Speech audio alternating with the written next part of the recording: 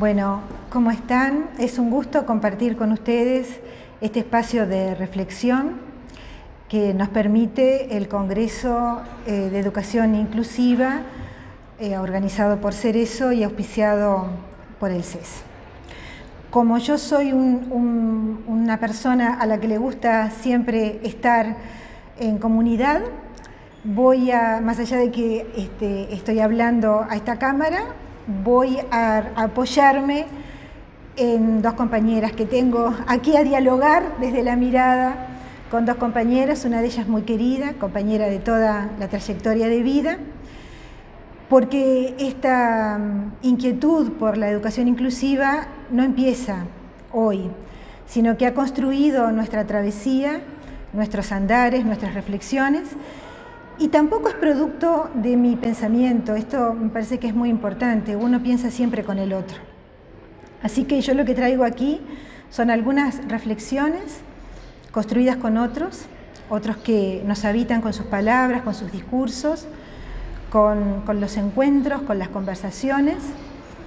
Y fundamentalmente lo que quiero destacar es que el último equipo de trabajo que ha alimentado este pensamiento pertenece al departamento, a la dirección, de planeamiento educativo del CES y al equipo de trabajo Mandela, con el que hemos construido desde hace 2 años un acompañamiento y un apoyo a un conjunto de liceos que están llevando adelante una propuesta de acompañar a los estudiantes desde un concepto de educación inclusiva. Esto no significa que no haya otros liceos en educación secundaria de Uruguay que trabajan con profesores y profesoras desde este concepto de educación inclusiva, sino que lo que yo voy a presentar tiene que ver con algunas observaciones realizadas a partir de este acompañamiento. Estas observaciones se cruzan con otras, como dije anteriormente, que en este transcurso de mi ser docente he ido acumulando en otros trabajos, con otros equipos, con otros queridos compañeros. Lo primero entonces que quiero presentar es quiénes son estos liceos o cuáles son estos liceos en los que hemos estado trabajando desde hace 2 años. Son liceos que se conocen como liceos Mandela, aunque en realidad a nosotros, a nuestro equipo de trabajo, le gusta nombrarlos como liceos con tutoras Mandela, que son el liceo número 6 de Rivera, el liceo 2 de Artigas, el liceo Minas 3, el liceo de Fraile Muerto, Fray Marcos, Sangrila, Cebollatí y el liceo 74 de Montevideo. ¿A qué le llamamos Mandela? Es un dispositivo de trabajo que está conformado por un equipo que trabaja desde la centralidad. Allí está planeamiento educativo de secundaria, lugar al que yo pertenezco. Está las compañeras de los centros de recursos, Cerezo y CER. Están las compañeras del departamento del estudiante, el departamento integral del estudiante.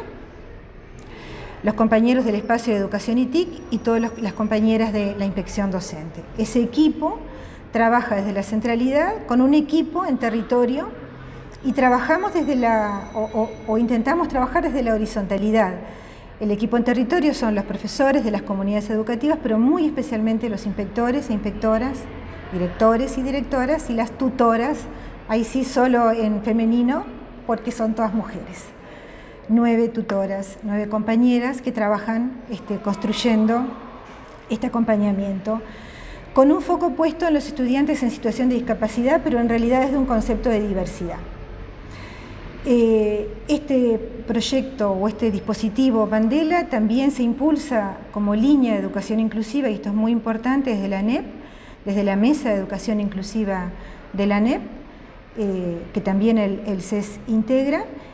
Y esto que voy a decir ahora también es muy importante desde el paradigma de la educación inclusiva y desde el paradigma social de discapacidad, que es muy distinto del paradigma médico. Resumiéndolo, nos posicionamos no desde la contemplación de lo que el estudiante tiene como carencia, porque no creemos en que el estudiante tenga carencias. En todo caso, sí, el diagnóstico médico nos ayuda a ver qué es lo que hace a su diversidad funcional, pero nos posicionamos como docentes intentando acercarnos a cuál es la característica con la que tenemos que trabajar como docentes, asumiéndonos todos diferentes. Bien, en este recorrido de estos 2 años, lo que quiero presentar son 3 ideas simples y, como decía hoy, provisorias, al respecto de cómo se gestiona la inclusión en estos liceos. Y cuando hablamos de cómo se gestiona la inclusión, no nos referimos solamente, como pensamos habitualmente, a los directores y los inspectores, que son las figuras en las que pensamos más habitualmente como los gestores, sino también pensamos en el docente de aula, en las tutoras, en los equipos educativos, porque en realidad partimos de un concepto de gestión que es la manera que tenemos de componer un espacio y un tiempo para que el otro pueda estar.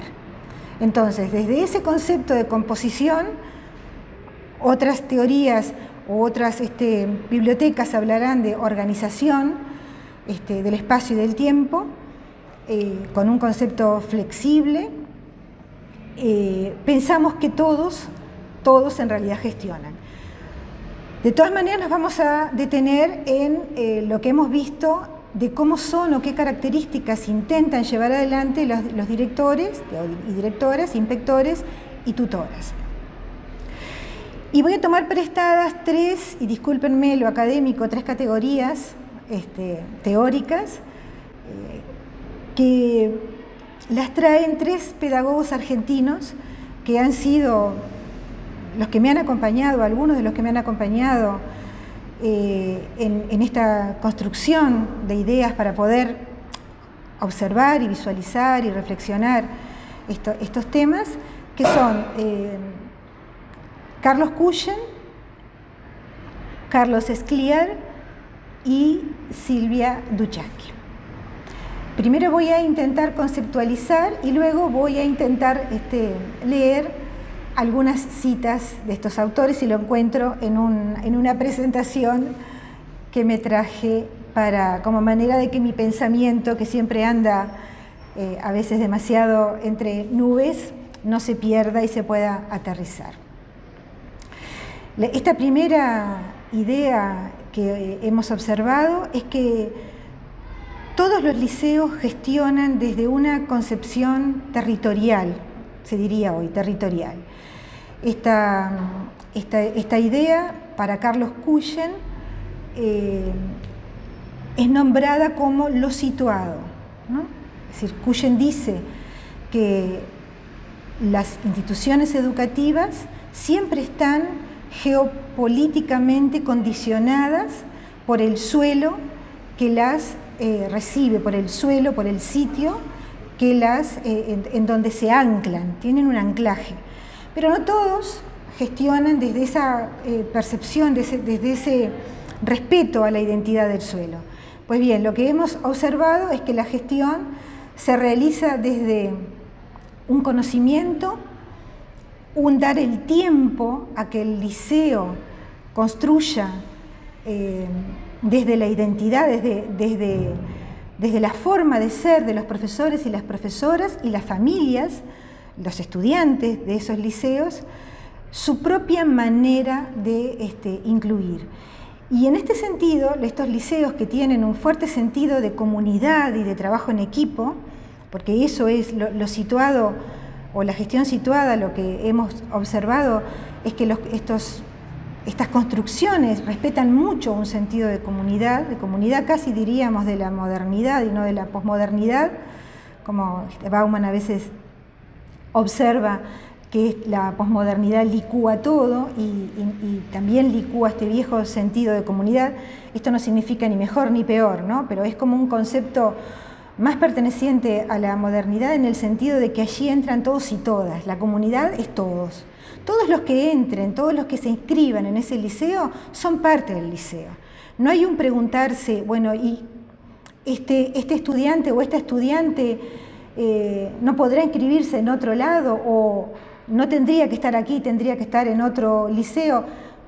No, mayoritariamente, esto no significa que todos, sino mayoritariamente estas comunidades gestionan abriéndole las puertas en este sentido de pertenencia y de identidad. Nos pertenece, es nuestro, y entonces en ese sentido es que decimos que es situado porque toman en cuenta ese suelo como espacio de realización en el que el otro y la otra, ninguno, todos diferentes pero ninguno etiquetado, forman parte de ese colectivo. Todo esto que yo digo no estoy diciéndolo desde una verdad total. Esto es muy importante, lo quisiera puntualizar de entrada. Estas son características genéricas, características que se van viendo, que se van dibujando, pero están en tensión con otras características. No es toda la comunidad educativa, todos los que gestionan, toda la manera que se tiene de trabajar, sino van asomando algunos rasgos en los que se empieza a ver que por ahí se puede, quizás, si eso se asienta, construir una manera de gestionar. La otra característica tiene que ver, la tomo, esta otra característica que venimos observando, la tomo de Carlos Scliar, que habla de la hospitalidad y habla de la convivencia, del estar con otros. ¿Y qué es ser hospitalario? Y ser hospitalario es nada más ni nada menos que albergar al otro que nos cuestiona, dice él, nuestra identidad. El otro siempre nos cuestiona. Solemos creer que el otro tiene que ser como nosotros, y entonces, dice este autor, más que trabajar desde la alteridad, trabajamos desde la mismidad, ¿no? El otro somos nosotros mismos, pretendemos que el otro sea tan idéntico como nosotros. No es fácil construir esta hospitalidad, porque lo primero que vemos en estas figuras, en estos docentes, es que se cuestionan su propio ser. Para ser hospitalarios, lo primero que hay que hacer es asumir que la dificultad no está afuera. En todo caso, la dificultad o bien está adentro de uno mismo, adentro de la institución educativa, o bien la tenemos compartida, porque siempre es de a dos. Solemos pensar que cuando ingresa un estudiante que tiene características distintas a las esperadas en esta matriz homogénea en la que nos hemos formado, ese estudiante es el problema. Y el profesor suele preguntarse cómo voy a hacer con ese estudiante, cómo voy a construir conocimiento con ese estudiante, a mí no me prepararon para ello. Entonces, lo que estamos notando es que estos directores, inspectores y tutoras y muchos profesores asumen este riesgo de transformar ese pensamiento, de correrse de ese lugar en donde el otro es el problema, y empiezan a mirarse en el espejo de qué es lo que yo puedo hacer por ti. O al decir de Silvia Duchaski, si hablamos de problemas, empezamos a tener un problema, estamos bien, porque empezamos a pensar cómo solucionar el problema en términos no de problema como amenaza, sino del problema como desafío a pensar algo diferente al cambio. Y la tercera característica, la tercera categoría teórica que viene de Silvia Duchaski es una forma de ser que ella llama, una forma de gestionar alojante, que tiene que ver con esto de la hospitalidad, pero digamos, tiene un matiz distinto, porque la figura alojante es aquella que observa qué es lo que tiene, y con lo que tiene, dice Silvia Duchaski, va detrás de los mínimos signos que existen para componer un dibujo distinto.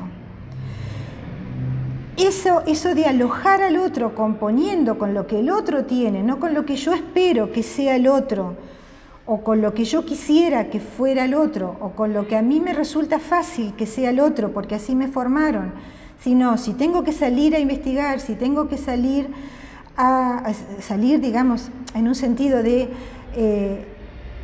asumir mi incompletud como docente, y la incompletud y las deficiencias del sistema, y hacerle un lugar es decir, ser hospitalario, pero además alojarlo, ¿no? En esto de que me siento que me afecta. Acá también voy a tomar una terminología que utilizan mucho cualquiera de estos dos autores, tanto Scliar como Duchaski, que lo toman de Spinoza, que es que el otro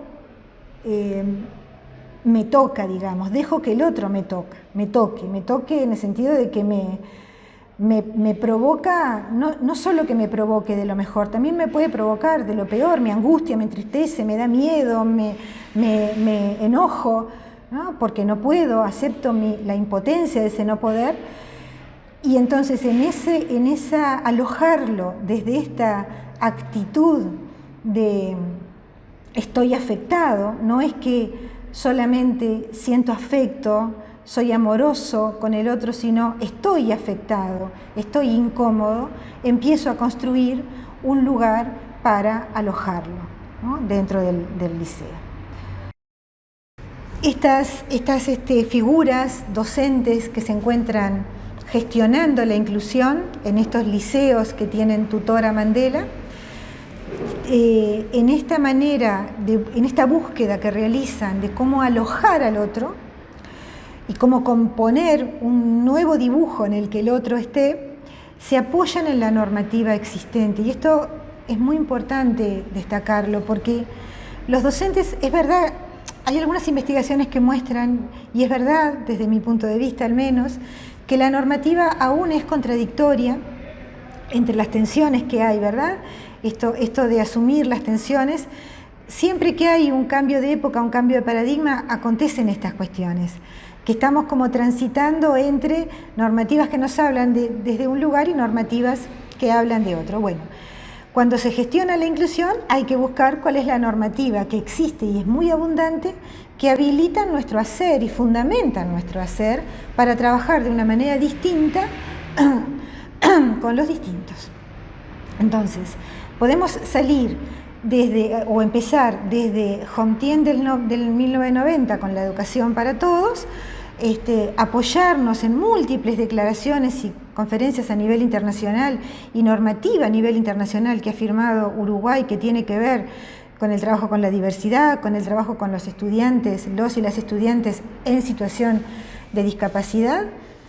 Y podemos, arrancando en el 90, pero también podemos buscar normativa desde la Ley de Educación, que es la pieza más importante a nivel de currículo en Uruguay, que ya habla de la inclusión, habla también del centro educativo como el lugar en el que se desarrolla o se juega lo más importante del hecho educativo, dándole o confiriéndole una cierta autonomía para aterrizar los lineamientos que se dan desde las leyes.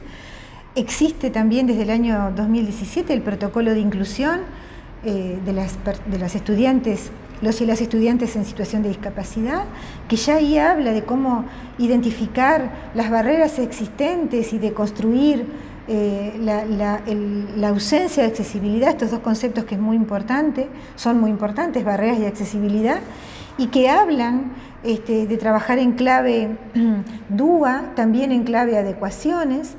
Existen múltiples circulares desde el Departamento Integral del Estudiante, en los REPAG, o sea, los reglamentos de pasaje de grado de los programas existentes, hay muchos avances que permiten y habilitan a los directores, a los inspectores, a los profesores en aula, a apoyarse para construir formas distintas de trabajar y de evaluar a nuestros y nuestras estudiantes.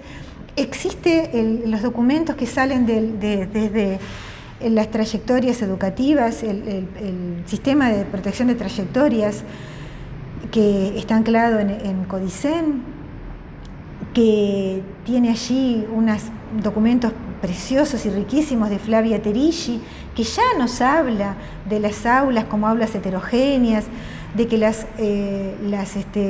los itinerarios o las trayectorias de los estudiantes hace mucho que no son las teóricas, que hay una diferencia entre esas trayectorias esperables o programadas y las trayectorias reales, lo que hace que los docentes, las y las docentes en nuestro país tengamos que construir desde la heterogeneidad y desde la diversidad hace mucho tiempo. Existe en el marco curricular de referencia nacional conceptualizaciones con respecto al aprendizaje que ya nos orientan con respecto a que el aprendizaje, la enseñanza y el aprendizaje no se realiza siempre en los mismos tiempos, que hay tiempos distintos, que son tiempos recurrentes, y los últimos documentos también emanados en este momento de pandemia nos orientan desde el CODICEN con respecto a cómo tener en cuenta trabajar desde la diversidad.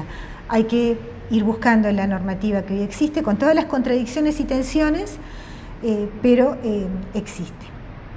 Yo quiero cerrar esta ponencia dejándoles algunas palabras de estos tres autores que nos han acompañado, Kuyen, Skliar y Duchaski, porque entiendo que ellos reflejan mucho mejor de lo que yo pude hacer, pobremente y torpemente, esto que intenté, estas reflexiones colectivas que intenté presentar. Con respecto a lo situado, dice Kuyen que la educación siempre está gravitada por el suelo. Cualquier escenario educativo, dice él, como condición de posibilidad tiene el estar. Cualquier escenario educativo está deformado por el suelo. No tiene sentido ser, dice, si no sabemos estar. Pretender ser sin estar es el lema de una educación que comete la falacia de imaginar un escenario no deformado por el suelo. A mí me gusta esta idea de el estar, el ser y el estar, porque justamente está muy emparentada con las otras ideas que se manejan desde el lado de Skliar y de Duchaski, de ser hospitalarios y de ser alojantes de los otros, ¿no? Dice Skliar con respecto a esto de estar con los otros, ¿no?, de la hospitalidad, que hace mucho tiempo que el lenguaje tiene una incapacidad manifiesta para la escucha del lenguaje de los demás. Por eso, dice él, nos limitamos a gestionar adecuadamente lo que ya se sabe, lo que ya se piensa, lo que de alguna forma se piensa solo, sin nadie que lo piense, casi automáticamente. Por eso, como estamos tan acostumbrados a pensar solos, no solemos ser hospitalarios, porque cuando dice también este autor la convivencia, es la pregunta por el otro. Cuando el otro entra en nuestro campo, en nuestro escenario, en estar con los otros o estar con el otro, nos cuestiona toda nuestra existencia. Y esto es una dificultad que, bueno, vamos deconstruyendo, o creemos que vamos deconstruyendo. Bueno, y finalmente quiero dejar unas palabras, unas citas de Duchaski en este concepto de figura alojante. Dice ella: habría que pensar cuál es la operatividad de una presencia, hablando de los docentes, ¿no?, que pone la palabra donde no la hay, condición donde no se percibe límite alguno, destituida del poder de una función, es no obstante una figura alojante. Cuando ella dice destituida del poder de una función es porque en este proceso de transición entre el paradigma de la modernidad y esto que estamos viviendo en esta época, la función que desarrollábamos o el rol para el que fuimos preparados ya no es, ¿no? Entonces ella dice, sí, destituidos de esa función, pero figura alojante de los otros y en búsqueda de otras funciones. Entonces ella define estas figuras alojantes como presencias vulnerables pero porosas, atentas a las más inverosímiles señales que abran alguna posibilidad de composición. Bueno, muchas gracias.